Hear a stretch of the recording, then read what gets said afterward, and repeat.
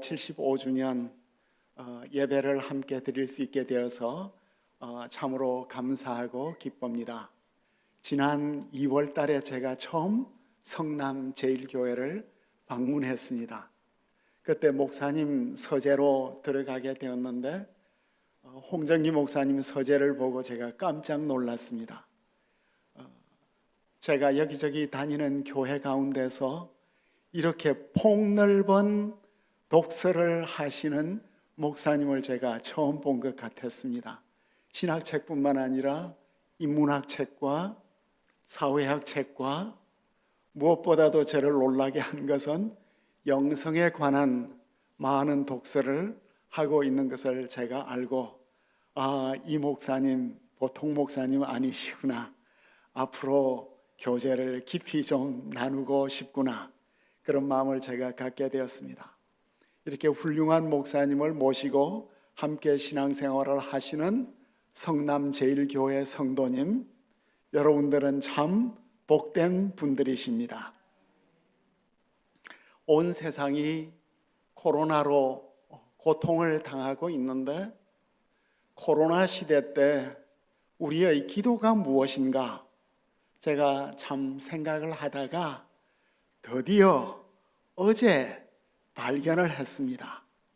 시편 88편 8절 888절에 아마 중국 사람들이 이 설교를 들었으면 너무나 기뻐했을 것 같아요. 88 링링링을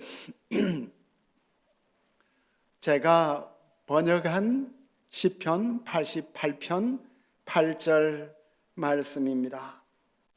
주는 가까운 친구들마저 내게서 멀리 떠나가게 하시고 그들 보기에 나를 역겹게 만드시니 나는 갇혀 빠져나갈 수 없는 몸이 되었습니다. 코로나 시대 때 우리는 주님 앞에 나올 때마다 이런 애통을 할 필요가 있습니다. 코로나에 걸려서 고통당하는 사람들도 참 많고 또 감염원이 되어서 고통당하는 교회들도 많이 있습니다. 우리는 주님 앞에 이 아픈 마음을, 이 아픈 상황을 자꾸만 이렇게 엎조릴 필요가 있습니다. 내 가까운 친구들마저 나를 멀리 떠나가게 하시고 그들 보기에 나를 역겹게 만드시고 마치 감옥에 갇힌 것처럼 동굴에 갇힌 것처럼 빠져나갈 수 없게 만든 이런 상황 속에 있습니다. 이 시인의 기도가 우리의 기도입니다. 그리고 이 기도와 이 애통이 바로 일제 45년을 당하고 있던 일제 36년을 갇혀 있던 우리 조국의 현실이었습니다. 그리고 바로 이 현실이 오늘 우리가 읽었던 스가랴 4장의 현실입니다. 이제 고레스의 칙령으로 말미암아 자신의 조국으로 돌아왔지만 성전이 없었습니다. 예배드릴 장소가 없었습니다.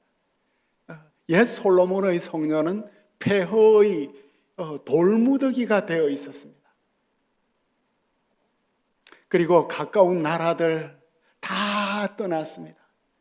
돌아왔지만 해방이 되었지만 광복을 경험했지만 갇혀있는 페르시아 제국의 그 정보망에 갇혀있고 그리고 사마리아 사람들 그리고 이미 그 땅에 오랫동안 살았던 토착민들 그들에게 참 역겨운 대상이 된 이런 상황이었습니다.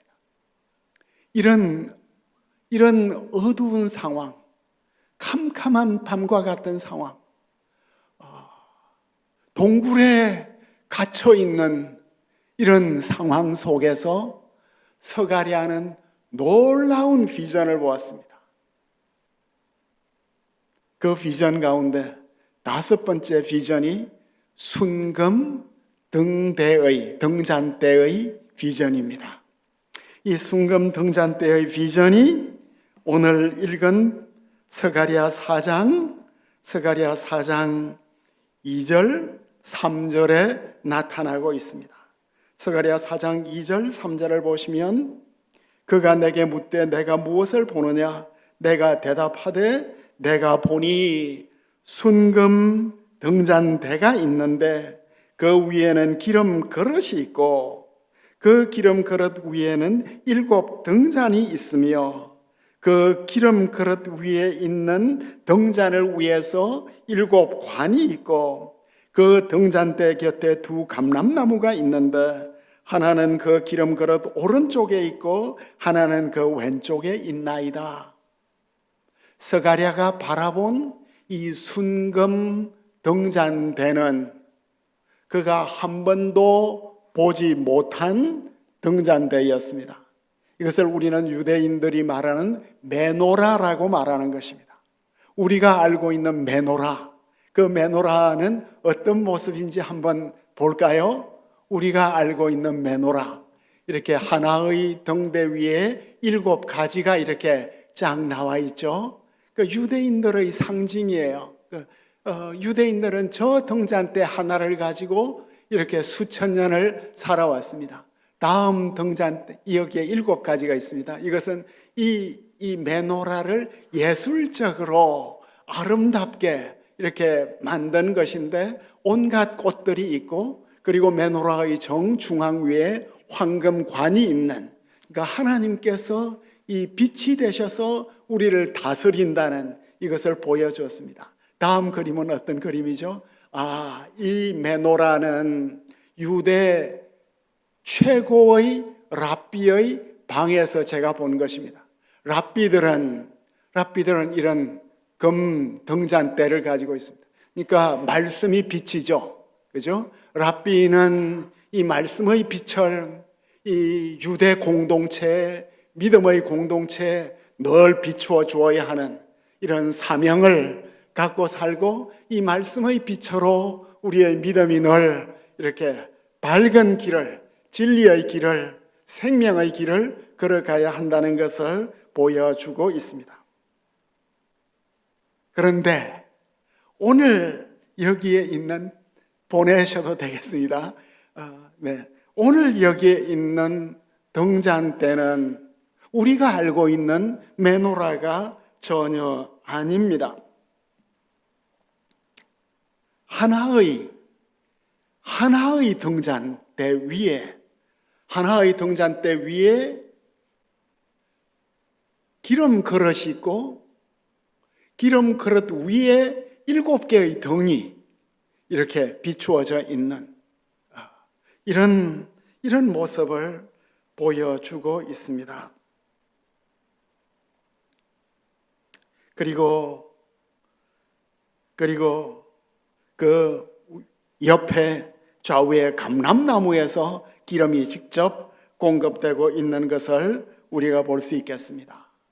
스가랴가 본 이 등잔대는 솔로몬 성전과 모세의 성막에 있는 등잔대인데, 메노라인데, 이 메노라의 심볼리즘이 정말 특별합니다. 모세의 이 램프스탠드, 성막 안에 있는 이 등잔대는 바로 무엇을 상징하느냐? 이 등잔대는 어디에서 어떤 이미지를 표현한 것이냐? 출애굽기 25장에 보면 이 등잔대가 처음 나오는데 이 등잔대가 바로 나무의 모양이에요. 나무 모습이에요. 그래서 가지가 7 가지가 이렇게 쫙쫙 나오고 그 가지에다가 꽃이 피어요. 그러니까 꽃도 막 그려두었어요. 그리고 거기에다 또 열매도 두었어요. 그런데 그 꽃 가운데 제일 흥미로운 꽃이 무슨 꽃이냐 하면 아몬드 꽃이에요.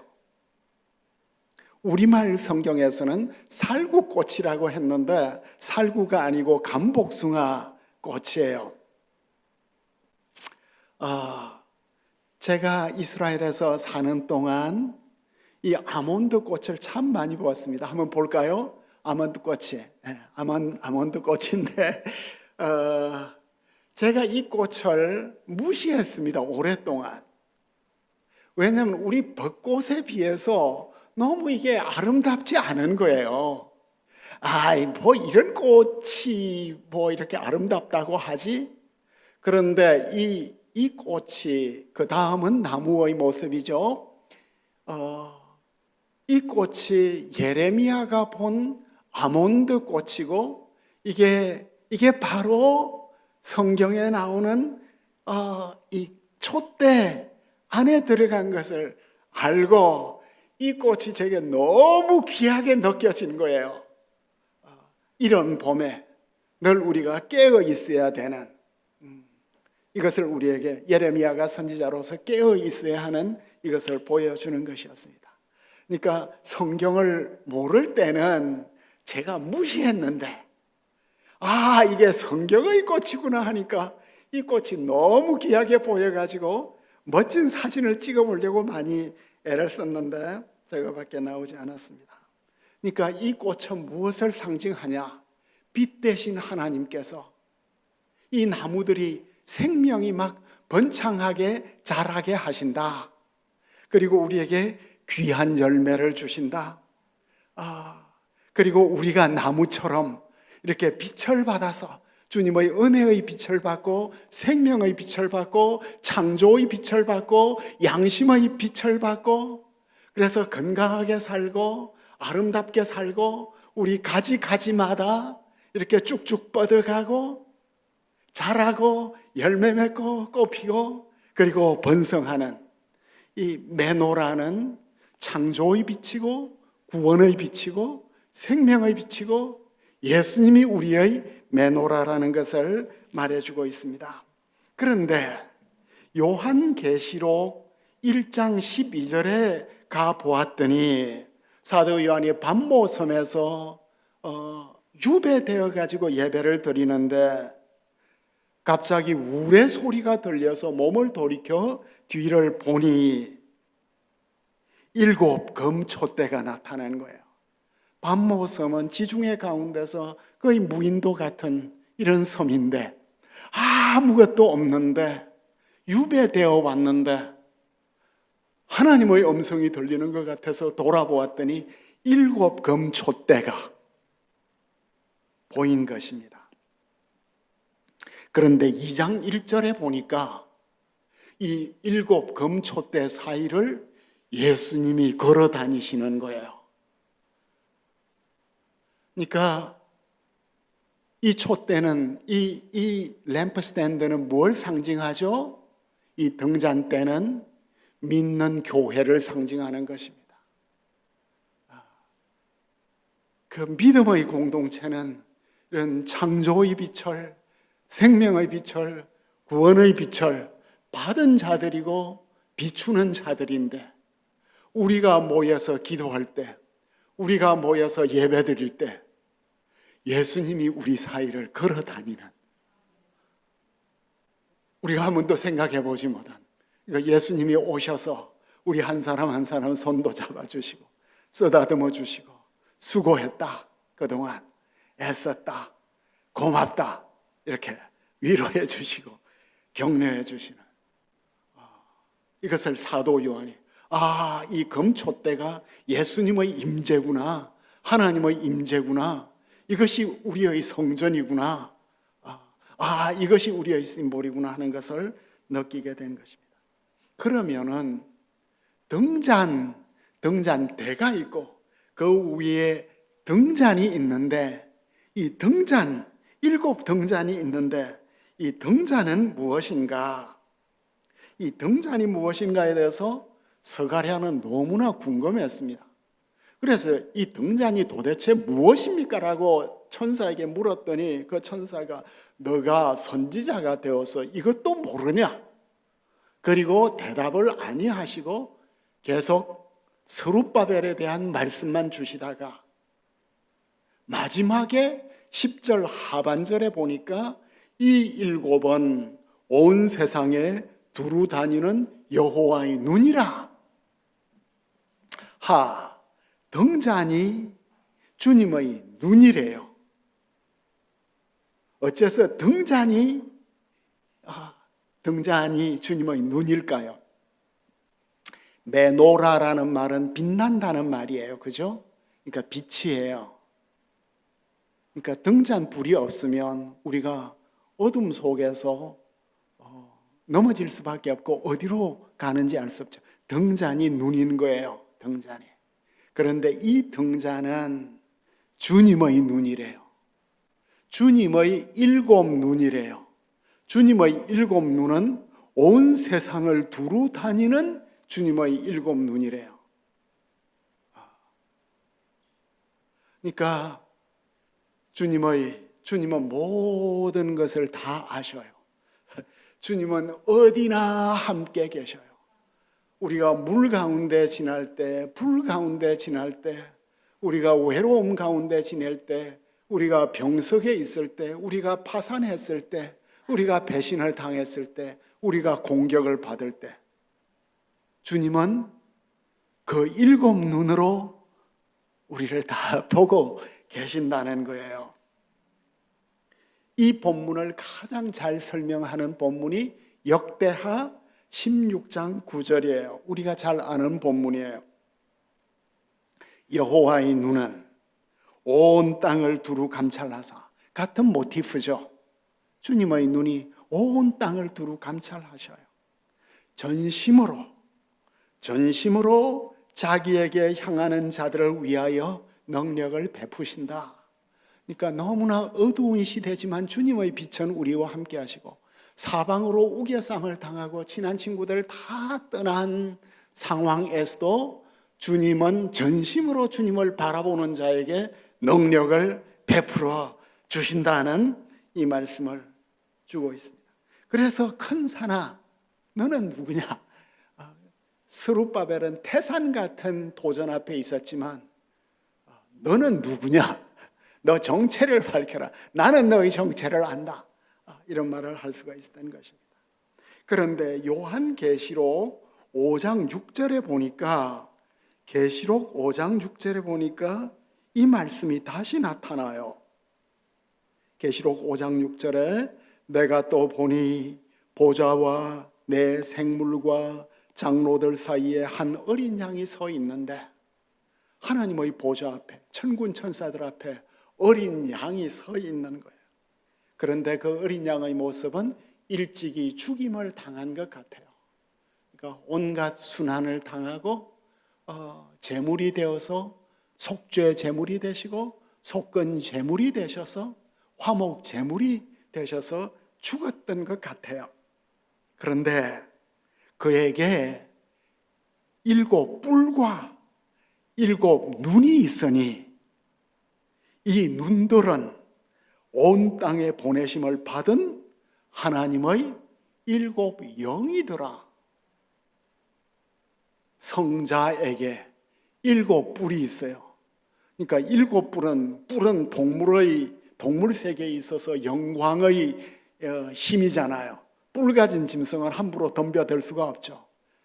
주님에게는 7 뿔이 있고, 그리고 7 능력뿐만 아니라 지혜와 지식과 총명과 능력이 다 있는 거예요. 7 눈이 있는 거예요. 그 7 눈이 바로 성령이래요. 그러니까 예수님께서 내가 먼저 떠나야 너희들이 복이 있다. 내가 성령을 보내겠다. 그 성령이 누구예요? 성령이 창조의 영이시고 모든 생명을 창조하시고 출애굽의 영이시고 불기둥과 구름 기둥으로 함께 하시고 성막을 지으시고 카리스마적인 지도자들을 세우시고 메시아에게 충만히 임하시고 우리에게 새 언약의 영으로 우리의 마음속에 오신 성령이, 그 예수님께서 이 성령을 우리에게 보내어 주시겠다는 거예요.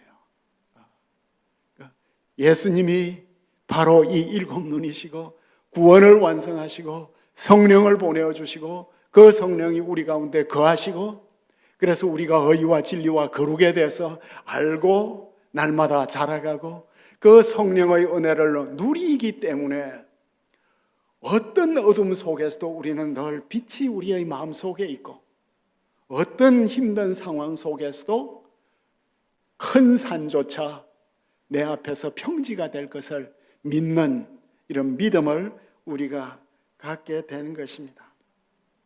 그래서 스룹바벨을 향해서 힘으로도 되지 않고 능으로도 되지 않고 오직 나의 신으로 된다. 여기에서 힘으로, 능으로, 나의 신으로. 이 으로가 뭐예요? 으로가 우리의 힘이 아니고 우리의 능력이 아니고 우리의 힘도 개발할 필요도 없고 능력도 개발할 필요가 없다는 말이 아니라 우리의 힘도 우리의 능력도 소중하지만 성령을 의지하여 나의 힘을 의지하지 않고 나의 능력을 의지하지 않고 성령의 능력을 의지할 때 주님께서 우리의 이 조그만 능력도 조그만 지성도 조그만 믿음도 크게 사용하실 것이다. 성령을 의지하여. 그러니까 우리 신앙생활에 있어서 가장 중요한 게 뭡니까? 우리가 늘 성령 충만해야 되는 거예요. 왜 성령 충만해야 합니까? 왜 성령 충만해야 할까요? 편안할 때는 성령 충만 필요가 없는 것 같아요. 근데 정말 여러분들이 죽음의 길로 한번 들어간다고 생각해 보십시오. 그때 성령 충만이 이 뜻이구나. 내 힘으로는 견딜 수가 없는 거예요. 약을 먹어도 안 되는 거예요. 그러나 성령이 임하시면 능력을 받고 이겨나가는 것입니다. 그리고 세 번째, 그럼 이 올리브 나무가 뭐예요? 이 감람나무는 뭐예요? 감람나무에, 이 올리브 나무에 대해서 스가랴는 계속해서 궁금한 거예요. 올리브 나무는 어떻게 생긴 거죠? 올리브 나무는 이렇게 생겼네요. 1000년 된 올리브 나무예요. 겟세마네 동산에 있는 올리브 나무예요. 자기를 끝없이 비우면서 새로운 가지를 내는 올리브 나무의 열매는 어떻게 생겼죠? 아주 멋진, 너무나 아름다운 올리브. 유대인들의 상징이기도 하고 성도의 상징이기도 해요. 그러니까 이 올리브 나무가 도대체 뭐냐는 거예요. 그런데 스가랴의 관심은, 가장 큰 관심은 뭐예요? 스가랴는 환상을 보았는데 그 뜻을 몰라가지고 집요하게 물어요. 그러니까 마지막 물어볼 게 뭐냐 하면 12절에 금 기름을 흘리는 두 금관 옆에 있는 이 감람나무 두 가지가 무엇입니까? 그러니까 이 올리브 나무에서 두 개의 중요한 핵심적인 금관이 이 등잔 안으로 바로 기름이 샥 들어가고 있는 거예요. 너무 신비롭다는 거예요. 이게 도대체 무엇입니까? 이렇게 물어보았더니 기름 부음 받은 자 둘이다. 그러니까 초점화시키고 있습니다. 그죠? 초점화시키고 있고 이 포커싱을 하고 있는데 보니까 올리브 나무에서 금기름이 흐른다. 이 금기름이 어디 있겠습니까? 올리브는 약간 금색이 나죠. 그러니까 기름이 금빛 나는 정말 순수한 엑스트라 버진 올리브 오일이다. 그 금기름이 이렇게 흘러가고 있는 거죠.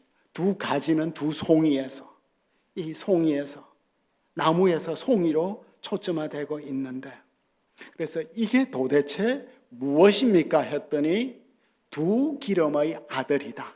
두 기름의 아들. 기름 부음 받은 자 둘이라고 이렇게 번역을 하고 있습니다. 바로 여호수아와 스룹바벨이죠. 그러니까 성경에서는 나무가 사람을 상징해요. 요담의 비유에 보면 올리브 나무가 나오고 포도나무가 나오고 무화과 나무가 나오고 가시나무가 나오고 이 올리브 나무, 포도나무, 무화과 나무 보고 우리 왕이 되어달라 하는데 그러니까 이 나무들은 내가 올리브 기름 만들어내는데 무슨 왕 노릇하겠냐. 다 사양을 하는데 가시나무가, 까칠한 가시나무가 그럼 내가 왕이 되마 내 그늘에 피하라. 나무가 사람을 뜻하고 통치를 표현하죠.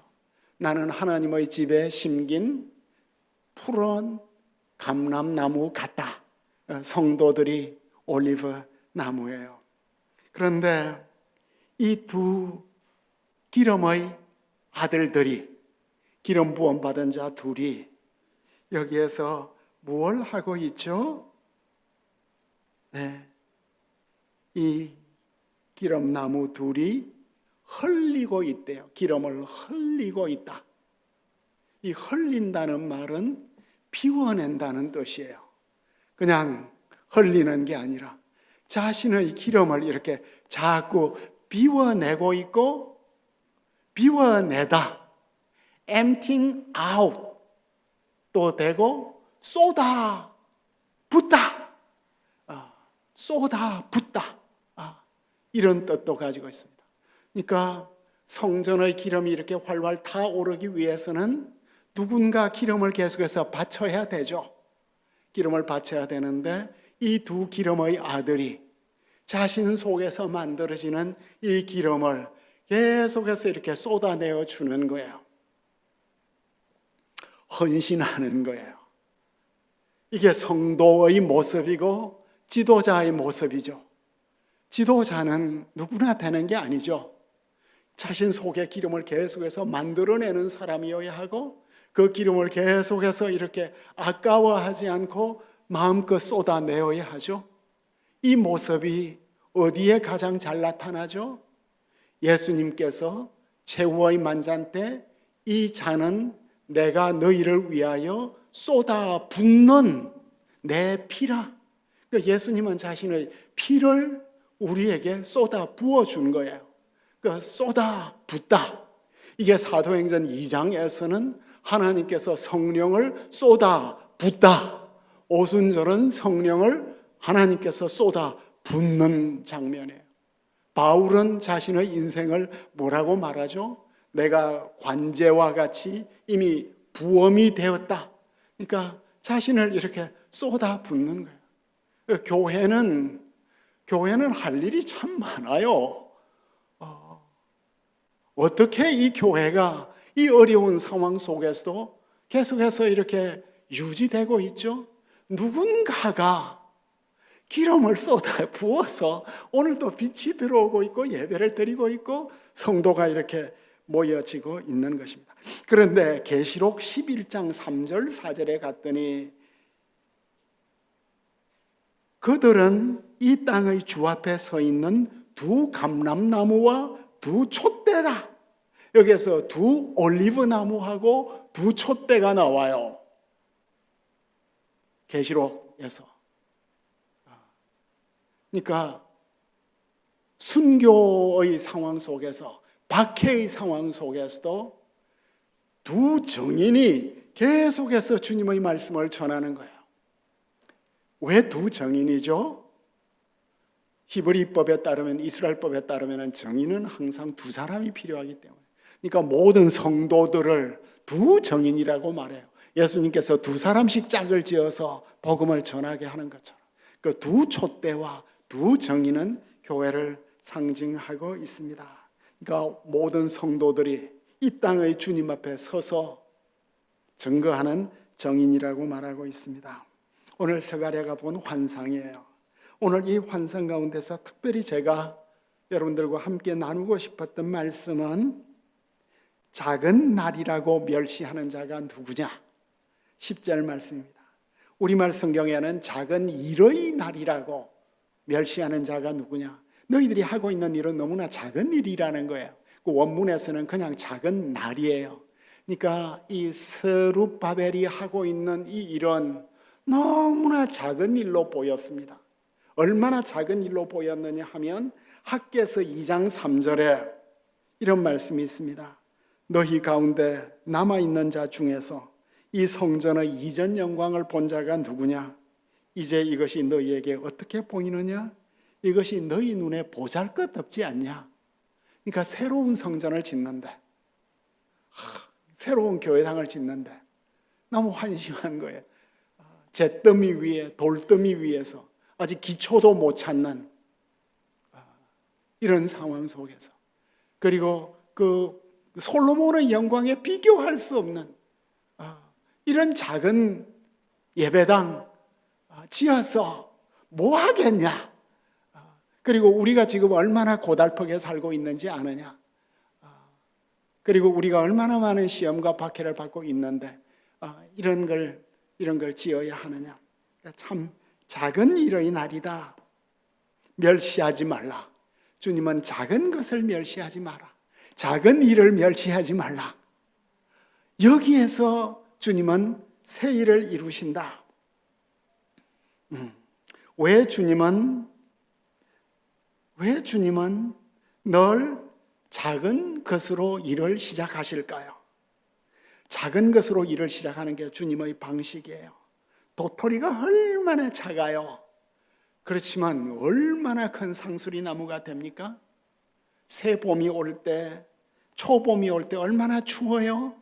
그렇지만 그 추운 초봄을 지나서 너무나 뜨거운 장렬하는 여름과 가을이 오는 것입니다. 이 스가랴서에서는 스룹바벨을 순이라고 말해요. 순, 새싹이에요. 새싹. 그러니까 이 어려운 시대에 우리의 새싹이 순이다. 순은 메시아의 칭호예요. 예수님은 오병이어로 큰 역사를 하셨고 12제자와 120문도로 교회를 세우셨습니다. 그죠?